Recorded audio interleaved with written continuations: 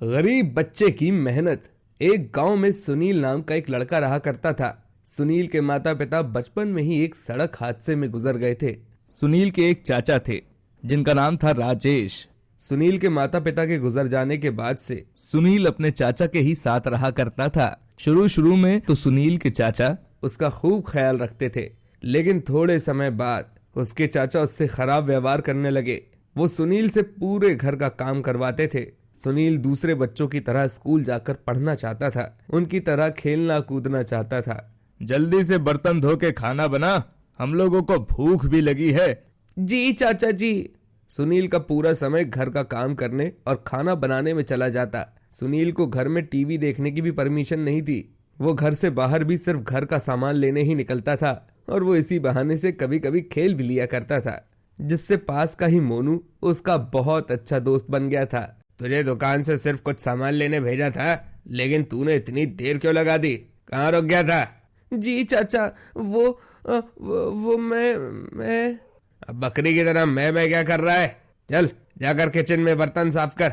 सुनील अपने साथ किए जा रहे इस व्यवहार से बहुत परेशान था। उसके चाचा दिन रात कुछ ना कुछ काम ही करवाते रहते थे। सुनील एक दिन सब्जी लेने बाजार जा रहा था, तभी रास्ते में उसे उसका दोस्त मोनू मिलता है। अरे सुनील, कहाँ जा रहा है? अरे तू इतना उदास क्यों है? बस यार बाजार तक जा रहा था। हाँ, लेकिन तू इतना उदास क्यों है? नहीं, मुझे तो कुछ नहीं हुआ, बस यूं ही। सुनील, तुम कुछ ना कुछ तो छुपा रहे हो मुझसे। अगर तुम मुझे अपना दोस्त मानते हो तो बता दो यार। मोनू के बार बार पूछने पर सुनील उसे अपने हालात बताने लग जाता है। क्या बताऊं यार, बचपन में मेरे माता पिता के गुजर जाने के बाद से मैं अपने दोनों चाचा के साथ रहने लगा हूँ, लेकिन वो मुझसे बिल्कुल भी अच्छा व्यवहार नहीं करते और दिन भर बस घर का ही काम करवाते रहते हैं।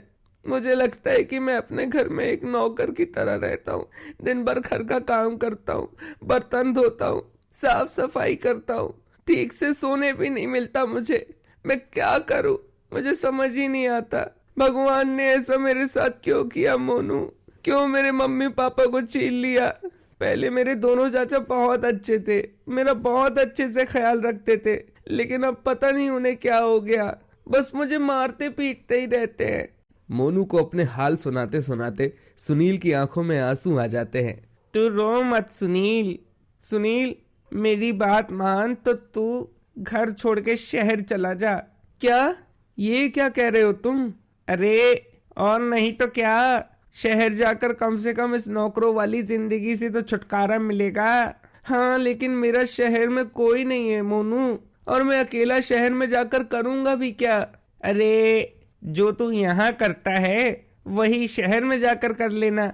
वहां तुझे कम से कम नौकरों वाली जिल्लत तो नहीं झेलनी पड़ेगी। और हाँ, वहां तो तेरे दोनों चाचा भी नहीं रहेंगे, तो जीना फिर अपनी जिंदगी अपने हिसाब से। टाइम मिलेगा तो स्कूल भी जा सकता है तू। जरा सोच के देख सुनील, यहाँ तेरा कुछ नहीं हो पाएगा, तू ऐसे ही रोता रह जाएगा। शहर जा, शहर जाने में ही तेरा फायदा है। इतना कहकर मोनू वहां से चला जाता है। सुनील भी रास्ते भर मोनू की बात को सोचता रहता है। सुनील घर पहुंचकर रोज की तरह घर का काम करता है और खाना भी बनाता है, लेकिन आज वो खाना नहीं खाता। अरे सुनील, हमने खाना खा लिया है, अब जो भी बचा हुआ खाना है तू भी खा ले, और ध्यान रहे खाना खा के बर्तन धोना है और अच्छे से धोना है। जी चाचा जी, मगर मैं खाना नहीं खाऊंगा। क्यों नहीं खाएगा खाना? चाचा जी, मुझे ना भूख नहीं है, मैं कल खा लूंगा। ठीक है, खाना हो तो खा, वरना मुझे क्या, लेकिन ध्यान रहे बर्तन जरूर धो देना। सबके खाना खाने के बाद सुनील बर्तन धोने चले जाता है और बिना खाए ही सोने के लिए चले जाता है, लेकिन उसे नींद नहीं आती। मोनू की कही गई बात उसके कानों में गूंज रही होती है। सुनील मन में सोचते हुए, क्या करूं? मोनू की बात मान के शहर चला जाऊं या फिर अपने चाचा लोगों के साथ रहूं? क्या करूं, कुछ समझ में नहीं आ रहा। भगवान, आप ही कुछ रास्ता बताओ ना, मुझे क्या करना चाहिए? मैं क्या करूं? मैं तो अभी बहुत छोटा हूं, बाहर जाके कैसे रहूंगा, क्या करूंगा? अगले दिन उसे मोनू फिर मिलता है और यही बात एक बार फिर से छेड़ता है।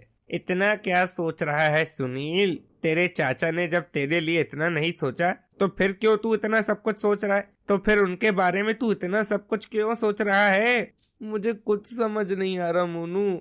मैंने तुझे पहले ही बता दिया है, अब फैसला करना तेरे हाथ में है। सुनील रात को खूब सोचने के बाद घर से भागने का निर्णय लेता है। सुनील अपने कपड़े बांधता है और अपने बचाए हुए गुल्लक से कुछ पैसे निकालकर घर से भाग जाता है। घर से भागने के बाद सुनील बस स्टॉप पहुंचता है और बस के आने का इंतजार करने लगता है। बस के आने पर सुनील बस में चढ़ जाता है, लेकिन उसके पास किराया देने के लिए पैसे नहीं होते। इसी कारण वो कंडक्टर से विनती करता है, भैया मेरे पास किराए के पैसे नहीं है, प्लीज आप मेरी मदद कर दो। क्या पैसे नहीं है? तो फिर बस पे चढ़ाई क्यों? भैया मेरा शहर जाना बहुत जरूरी है, आप कहेंगे तो मैं बस की छत पर बैठकर सफर कर लूंगा। हाँ ठीक है, लेकिन अपने रिस्क पर ही बैठना। अगर कोई दुर्घटना होगी तो इसमें हमारी जिम्मेदारी नहीं होगी। जी शुक्रिया। फिर सुनील बस की छत पर बैठकर शहर पहुंच जाता है। शहर पहुंचकर सुनील पहली रात शहर के बस स्टैंड पर ही सोकर गुजारता है और सुबह होते ही काम ढूंढने के लिए निकल जाता है। नमस्ते सर, मैं अपने लिए कोई काम ढूंढ रहा था, मुझे आपके यहाँ कोई काम मिल सकता है क्या? नहीं बेटा, हम बच्चों को काम पर नहीं रखते हैं। सुनील और भी कई दुकानों में जाकर काम के लिए पूछता है, लेकिन उसे कोई भी काम नहीं मिलता।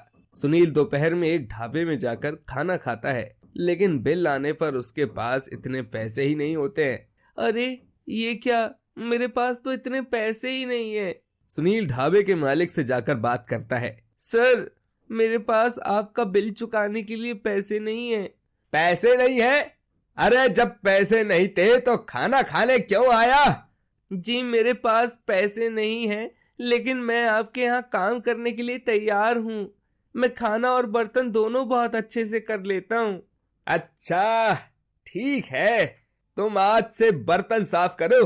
सर मैं खाना भी अच्छा बना लेता हूँ। नहीं नहीं, खाना तो हम अपने हलवाई से ही बनवाते हैं। तुम एक काम करो, अभी सिर्फ बर्तन धो। ढाबा का मालिक सुनील को अपने यहाँ काम पर रख लेता है।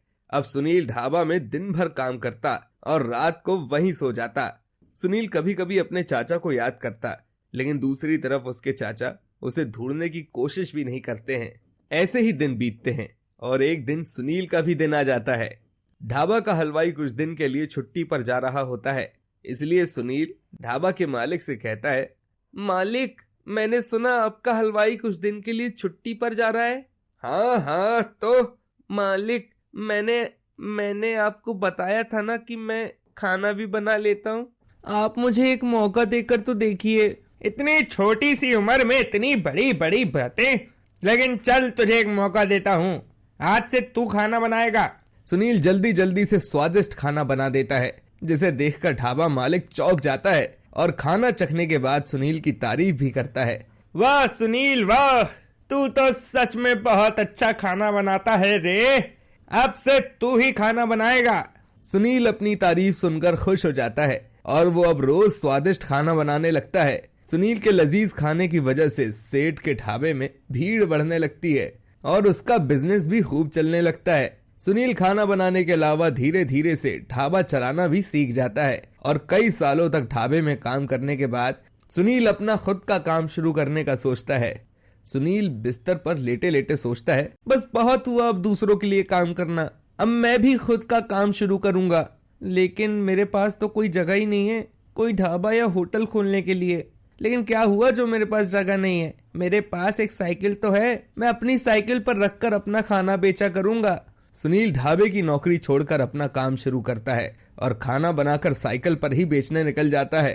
पहले दिन कुछ लोग ही खाना खाने के लिए उसकी साइकिल पर आते हैं, लेकिन धीरे धीरे से सुनील का काम तेजी से बढ़ने लगता है, जिससे सुनील कुछ ही समय में एक ढाबा भी खोल लेता है।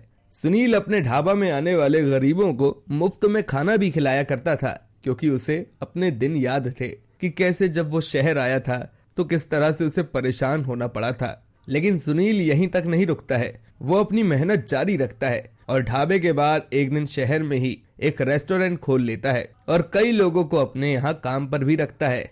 सुनील अपनी मेहनत और अपनी लगन के दम पर एक सफल बिजनेसमैन बन जाता है। एक दिन सुनील के रेस्टोरेंट में सुनील का स्टाफ किसी से बहस कर रहा होता है। नहीं नहीं, हम कुछ नहीं जानते सर, आपको पेमेंट तो करनी ही होगी। मैं आपसे क्या बताऊं, मेरा रास्ते में किसी ने पर्स मार लिया, मैं खुद भी परेशान हूं यार। शोरगुल सुनकर सुनील वहां आ जाता है और सुनील कस्टमर को देखकर चौंक जाता है, क्योंकि वो कस्टमर और कोई नहीं बल्कि उसके चाचा ही थे। चाचा जी आप। सुनील बेटे, तुम यहाँ कैसे? चाचा जी आपको पैसे देने की कोई जरूरत नहीं है, ये मेरा ही रेस्टोरेंट है। सुनील को इतना सफल देखकर चाचा कहते हैं, सुनील बेटा, हमें माफ कर दो, हमने तुम्हारे साथ बहुत बुरा किया और तुम्हारे घर छोड़ने के बाद तुम्हें ढूंढने की कोशिश भी नहीं की। अरे चाचा जी आप ऐसे तो मत कहिए, आप लोगों ने मुझे ढूंढने की कोशिश नहीं की, तभी तो मैं आज इतना सफल बन सका। सुनील अपने चाचा को अपने साथ काम पर रख लेता है और दोनों चाचा भतीजे मिलजुल कर रेस्टोरेंट चलाने लगते हैं। इस तरह से सुनील की मेहनत ने उसे एक अनाथ गरीब से एक सफल बिजनेसमैन बना दिया।